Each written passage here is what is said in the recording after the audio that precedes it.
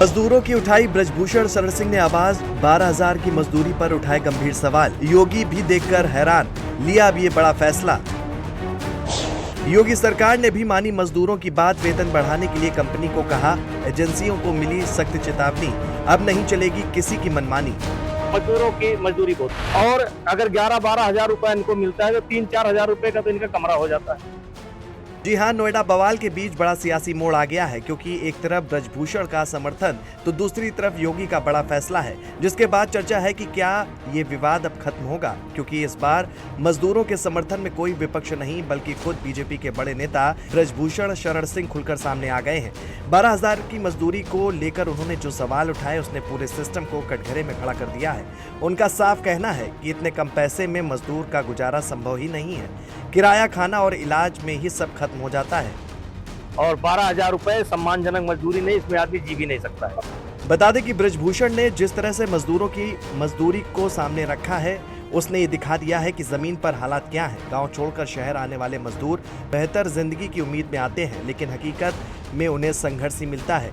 ब्रजभूषण ने यहाँ तक कह दिया कि मजदूरों की मजदूरी का फायदा उठाया जा रहा है, उनकी मजदूरी सम्मानजनक नहीं है। यही बयान अब मजदूरों के आंदोलन को एक नई ताकत देता हुआ नजर आ रहा है। लेकिन इस पूरी कहानी का दूसरा अहम पहलू भी है, और वो योगी सरकार का रुख है, क्योंकि बवाल के बाद जिस तेजी से सरकार ने कदम उठाए हैं उसने साफ कर दिया है कि मामला सिर्फ कानून व्यवस्था तक सीमित नहीं रहेगा। योगी के निर्देश पर बनी हाई पावर कमेटी की सिफारिश के बाद मजदूरों के वेतन में अंतरिम बढ़ोतरी का भी ऐलान कर दिया गया है। अलग अलग श्रेणियों में नया वेतनमान तय हुआ है और साफ कहा गया है कि इससे कम सैलरी अब किसी भी हाल में नहीं दी जा सकेगी। यही नहीं, प्रशासन ने भी सख्त रुख अपनाते हुए साफ कर दिया है कि अगर किसी एजेंसी ने नियमों का पालन नहीं किया तो उसके खिलाफ कड़ी कार्रवाई होगी। यहाँ तक कि ब्लैकलिस्ट और लाइसेंस रद्द करने की चेतावनी भी दी गई है।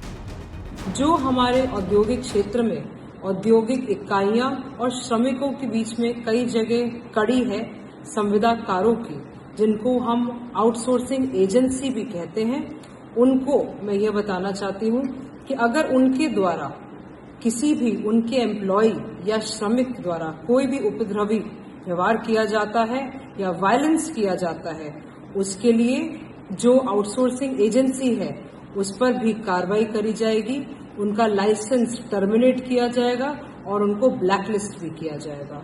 मैं पुनः सभी से अपील करती हूँ, शांति व्यवस्था बनाए रखें। Violence is not the answer. किसी भी प्रकार का वायलेंस होगा, किसी भी प्रकार का अराजकता अगर फैलाई जाएगी, उस पर सख्त कार्रवाई करी जाएगी। डीएम मेधा रूपम ने साफ निर्देश दिए हैं कि सभी संविदाकार सरकार की गाइडलाइन का पालन करें और मजदूरों को पूरा वेतन सीधे उनके बैंक खाते में दें। इसका सीधा मतलब ये है कि अब मजदूरों के हक में कोई समझौता नहीं होगा। और गौतम बुद्ध नगर में वेतन बढ़ाया गया है।